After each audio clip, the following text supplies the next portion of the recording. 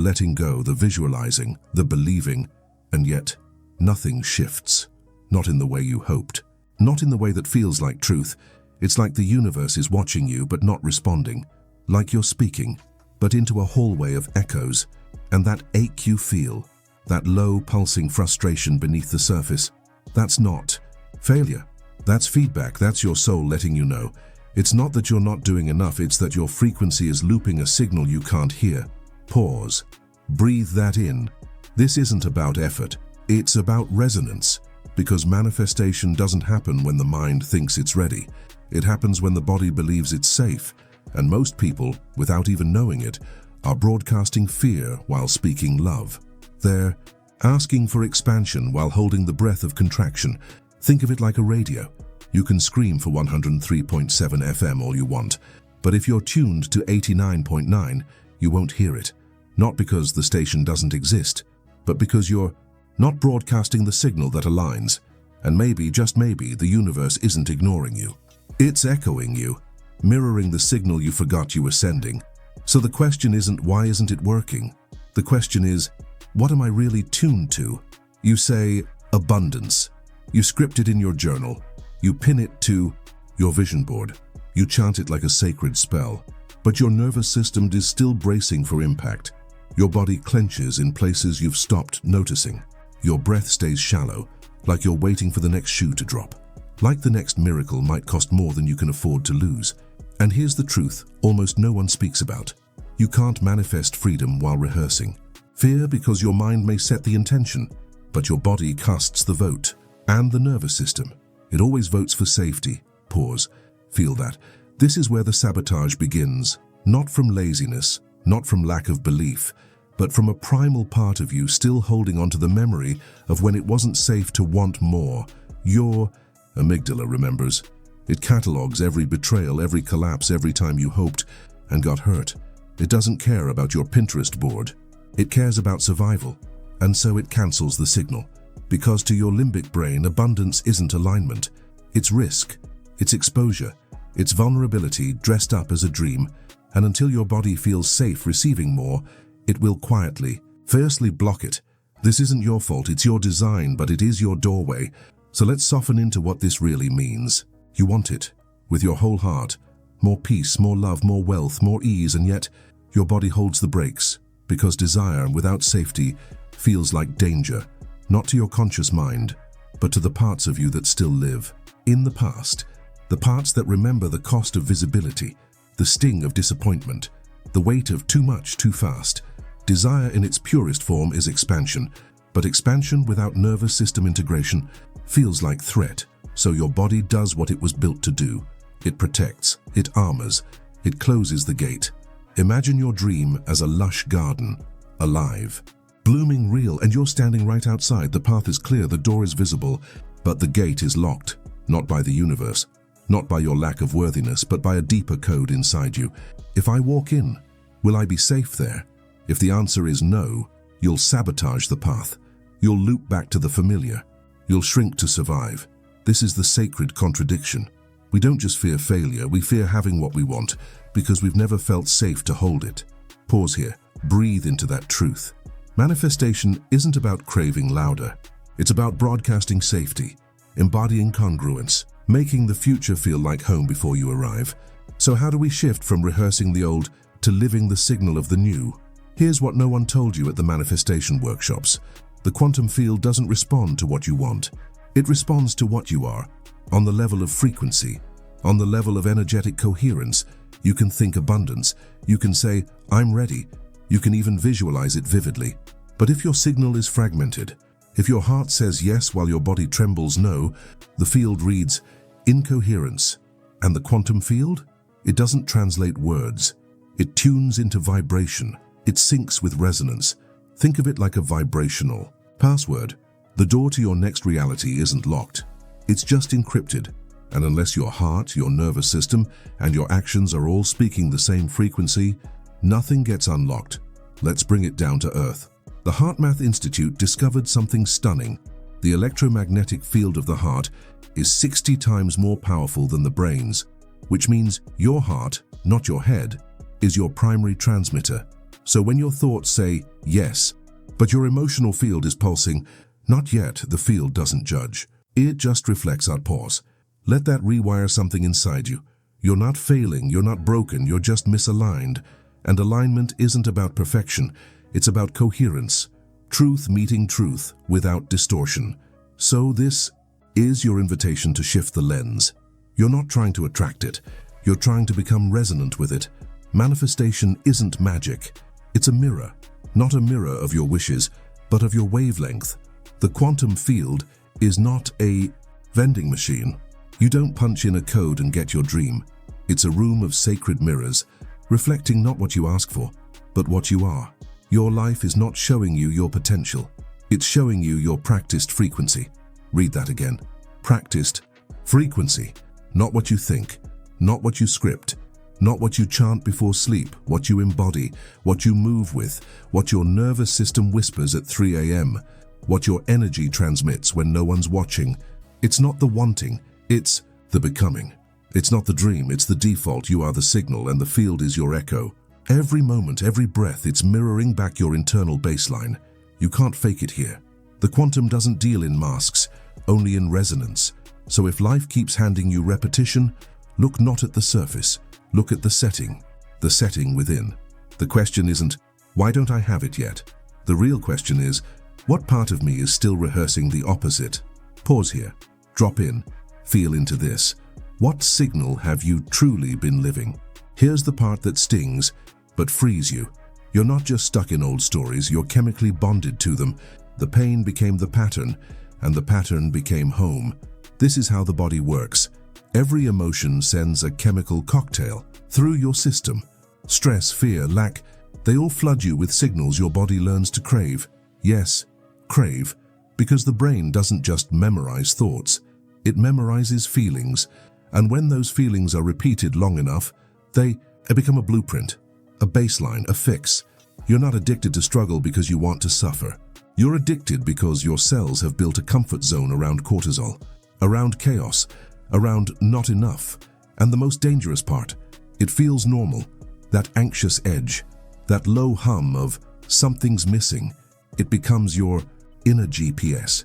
And anything outside of that, peace, safety, love, fight, feels unfamiliar, untrustworthy. So you loop, not because you're broken, but because your nervous system thinks it's keeping you alive. Pause. Breathe. This isn't sabotage. It's survival on autopilot. But here's the truth your body's been waiting to hear. You were never meant to live as a memory loop. If the old way was wishing, the new way is becoming. Manifestation is not a thought exercise. It's a vibrational ritual, a living prayer. And your body, your breath, is the altar. You are the tuning fork. And the universe doesn't answer requests. It responds to resonance.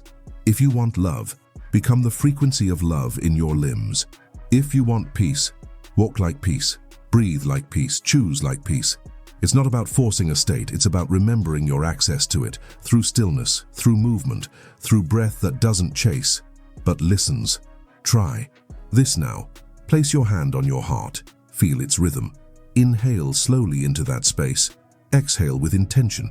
Repeat. This is heart coherence. This is you tuning your signal. Now pair it with something sacred. Gratitude. Not just spoken, but embodied. Not I'm grateful for like a checklist, but a full body thank you for what's already whispering its way to you in the unseen. And with each breath, each small act of presence, you shift identity. You stop being the seeker and start becoming the signal. This is embodiment. And embodiment is the most powerful prayer you can offer. Not a prayer of asking, but of alignment. Not hoping. This quantum field, you don't call it in. You calibrate to it. You can think abundance all day. Recite affirmations until your voice cracks. Hang the vision board. Light the candle. Chant the mantra. But if your body feels like a battlefield, nothing lands. Because the mind may say, I am safe, but the nervous system still flinches, still prepares for impact, still rehearses abandonment, rejection, scarcity. This is the gap. The space where so many fall through. We've been sold a mindset-only path, as if thoughts alone can rewrite decades of emotional residue. But the subconscious doesn't speak English. It speaks in sensation, in breath, in tension, in memory, stored in muscle. You can't override trauma with logic. You can't outthink your chemistry. It's like painting over rust, shiny for a moment, until it bleeds through again. And this is where the old model fails.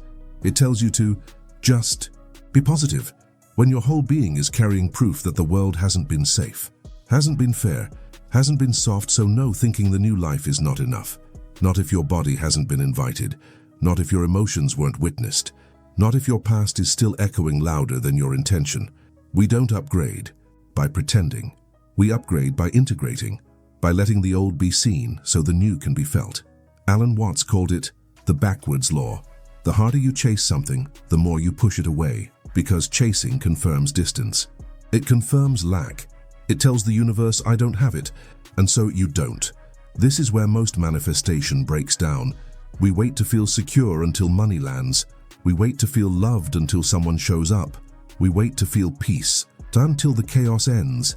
But the field doesn't work like that. The field mirrors back your dominant state, not your wish list.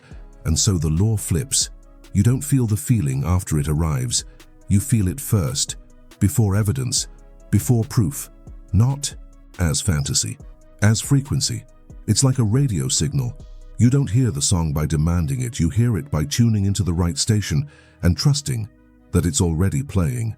This is emotional preconditioning, and it's sacred because it asks you to live as if the future is already within you, not outside you.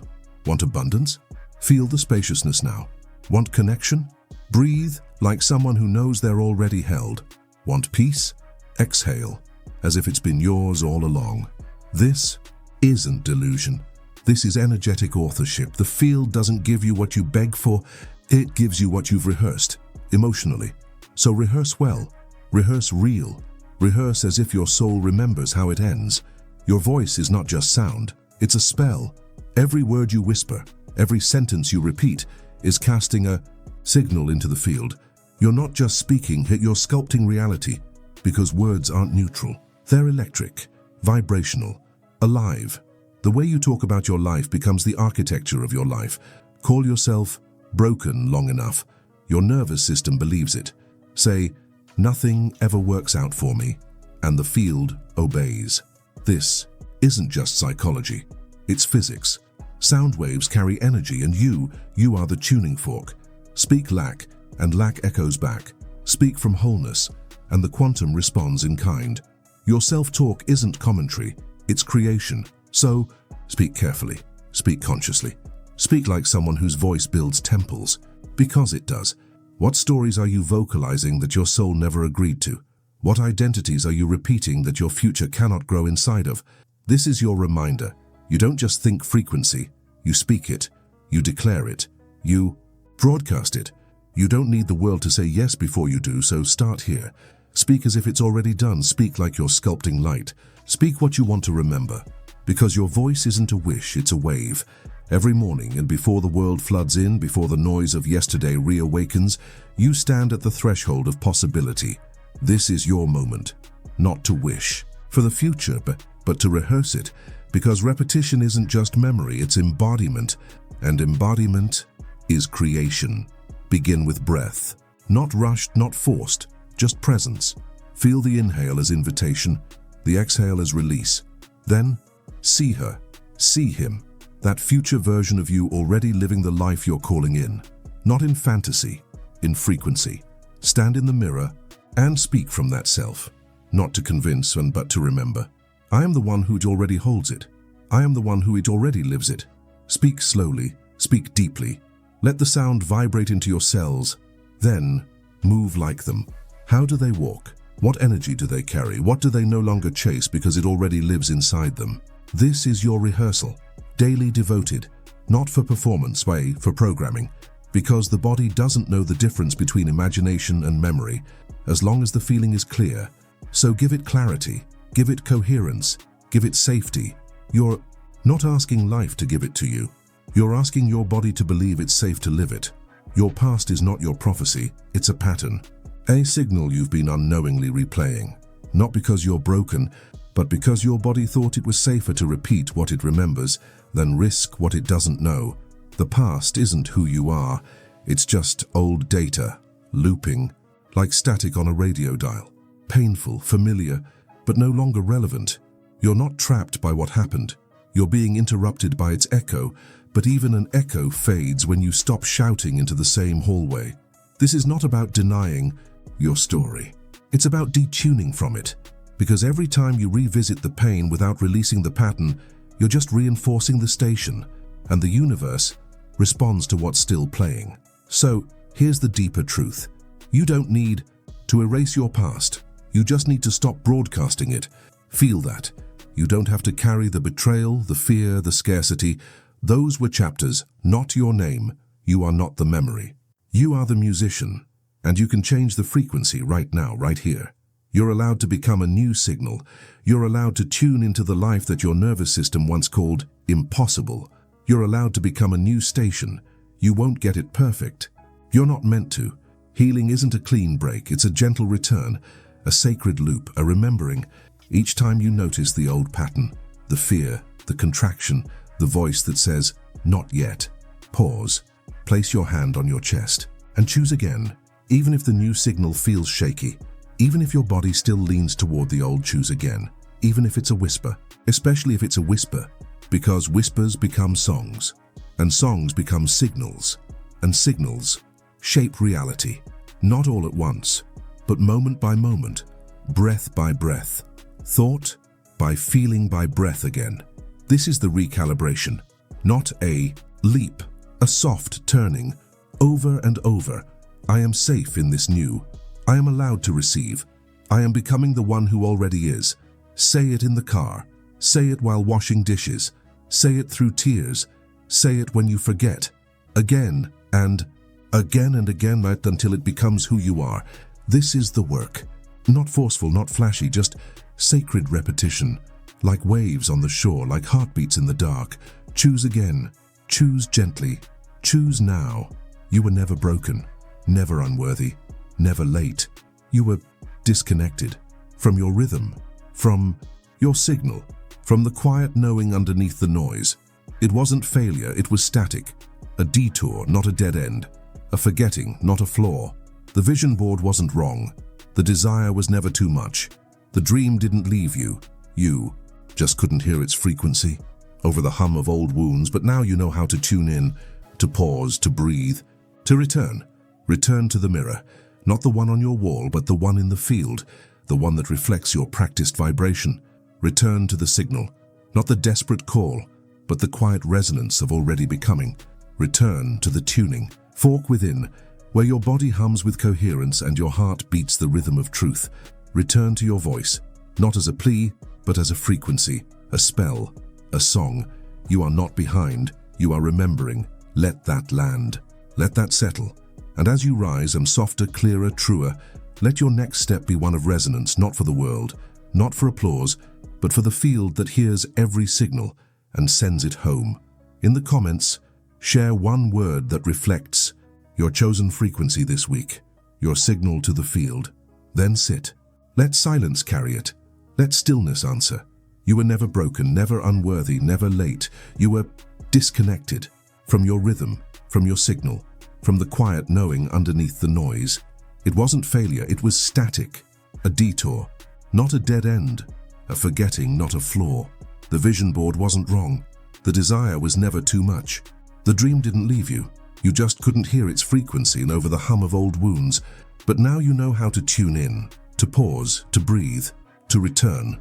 Return to the mirror, not the one on your wall, but the one in the field, the one that reflects your practiced vibration.